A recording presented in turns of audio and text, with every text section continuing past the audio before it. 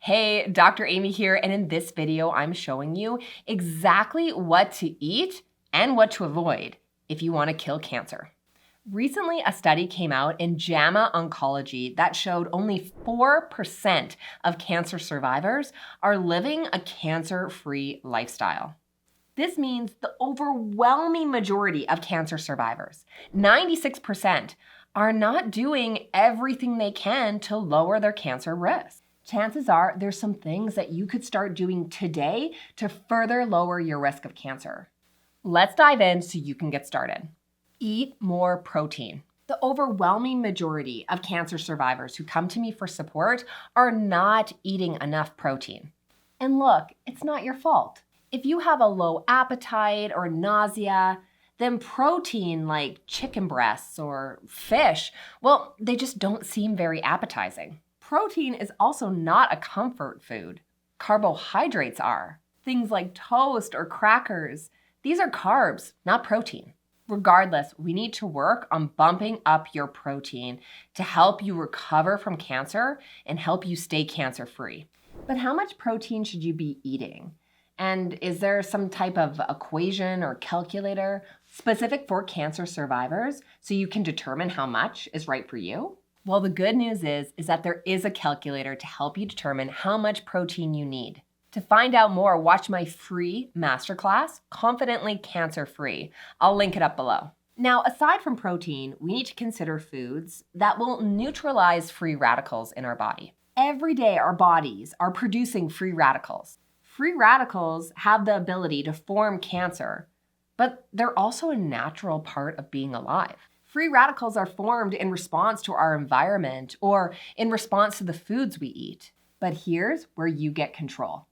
The foods you eat can neutralize these free radicals. If you eat foods that are filled with a variety of antioxidants, then they can neutralize free radicals and help prevent cancer. Okay, so what specific foods do you need to be eating to get the right antioxidants to help neutralize free radicals and stay cancer-free? That most recent JAMA article, well, one of the things it focused on was eating plant-forward.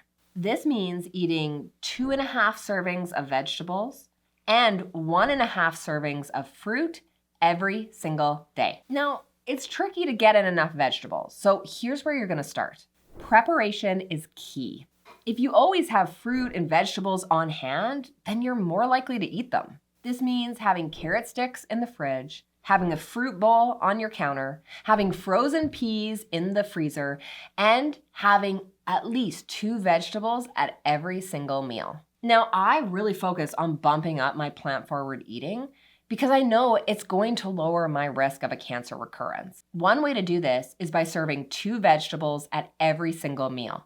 For example, tonight at supper, we're gonna have green beans and a salad. Having more vegetable options on the table means that you're naturally gonna dish up more vegetables. That actually ties into a food you need to avoid to prevent cancer, but we'll save that to the end. Okay, so what should you actually be eating?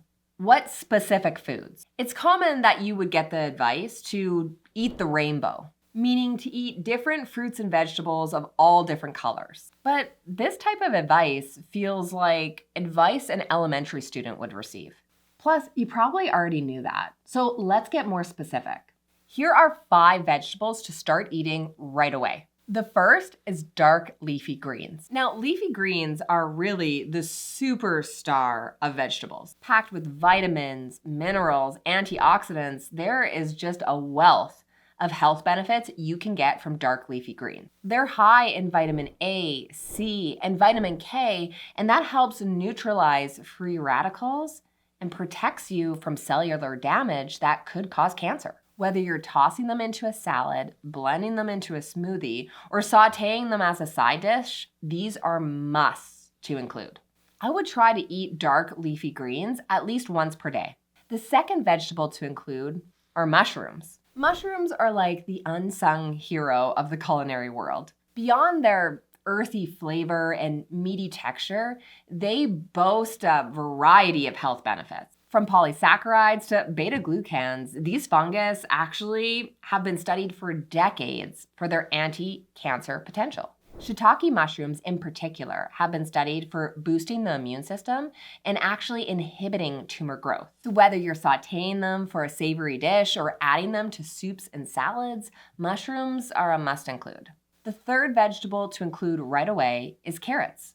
Now, this vibrant orange root vegetable does a lot more than just enhance your vision. Loaded with cancer-fighting compounds, carrots actually provide you a great opportunity to fight against growing cancer cells and prevent cancer. Recent research has actually even suggested that eating carrots will lower the risk of various types of cancer. Whether you're snacking on baby carrots or roasting them as a side dish, or maybe even adding them to a soup, carrots are a great addition. The fourth vegetable to include are cruciferous vegetables. These are vegetables like cauliflower or Brussels sprouts. These vegetables contain compounds that have been studied for their anti-cancer properties. They're not only nutritious, but they add kind of a delightful crunch to your meal. I love roasting Brussels sprouts and having them as a side dish for supper. And the fifth vegetable that you need to start eating ASAP, well, this one might surprise you: tomatoes. Now, they're not just a kitchen staple. They're actually packed with an antioxidant called lycopene, which has been studied and found to reduce the risk of various types of cancer, including prostate cancer. Whether you add them to salads or sauces, or even just slice them with a sprinkle of salt, well, tomatoes are a great addition for any cancer thriver. Okay, so now that you know what foods to eat to prevent cancer, let's talk about what foods to avoid. These foods are known for causing cancer. The first is alcohol. It's long been known that alcohol causes various types of cancer. It's a toxin. Now, many people will come to the defense of alcohol because it's fun to drink. It's tasty, it's social. It might be how you have a good time. But the reality is that alcohol is linked to increasing your risk of cancer. Now, are there certain types of alcohol that are safer than others? Like, is wine better for you than cocktails or beer? The truth is that all alcohol is the same. It's all toxic. Historically, it was believed that wine is healthier for you because of the antioxidants. But you can get the same antioxidants, or even more, just from eating the foods we've already talked about in this video. So the antioxidant benefit does not outweigh the risk. Now, you might be thinking, well, my granny, she drank a glass of wine every single night for supper, and she lived to be 112 years old and never got cancer. First of all, that's amazing. I love that your grandma had this full and long life. But not everyone that drinks alcohol is gonna get cancer. It's like wearing a seatbelt. We know that wearing a seatbelt will prevent serious injury or death if you're in a car accident. But it does not mean that you are guaranteed to survive. It definitely helps, which you know, and it's why you wear a seatbelt. But there are no guarantees in life. If you know someone who drank all the time and never got cancer, amazing. But that's only one person. But when we look at tens of thousands of people, we do see a trend in the more you drink, the higher the risk of cancer. Okay, so the next food that you need to eat to lower your risk of cancer is processed meats. Avoid processed meats. But not all meat should be considered equal. So let's look at the difference here. Now, there is a pretty clear link between processed meats increasing the risk of cancer. There is scientific evidence from large epidemiological studies that look at hundreds of thousands of people and have shown that the more processed meat you eat, the higher the risk of cancer. It's been found to increase the risk of breast cancer, colorectal cancer, colon cancer, and lung cancer. But what exactly is processed meat? Processed meat is a meat that's been altered because of salting, curing, or fermentation. This has been done to either prolong the shelf life or to enhance the taste or color. An example would be something like hot dogs, sausage, deli meat, or bacon. The majority of current research really looks at red processed meats. That would be beef or pork. But less research looks at white processed meat, like poultry or fish. So at the moment, it's generally thought that white processed meat is safer than red processed meat, but we just don't know yet. So if you really wanted to be safe in lowering your risk of cancer, then you would avoid all processed meats. Okay, but what about nitrate-free meat? Can you still eat processed meat as long as it's nitrate-free? Nitrates are a natural chemical that are used as food additives. It works by stopping the growth of bacteria, so it prolongs the shelf life, and it also enhances the flavor of the meat. Now, nitrates are often added to hot dogs, deli meat, sausage, because this is gonna prolong the shelf life. However, it's not yet clear if it's nitrates that are associated with the increased risk of cancer, or if it's another compound in processed meats.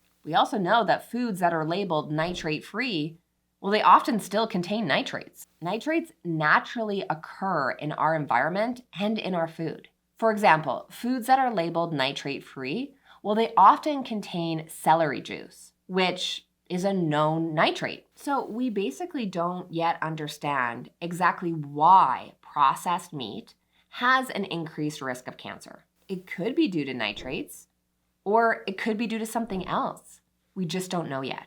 Okay, so now that you know the best diet to prevent and kill cancer, the next thing you need to know is how to lower your risk of a cancer recurrence by up to 50%. That is through targeted exercise. I'll link up this next video for you here. Be sure to click the link here and I'll see you in there.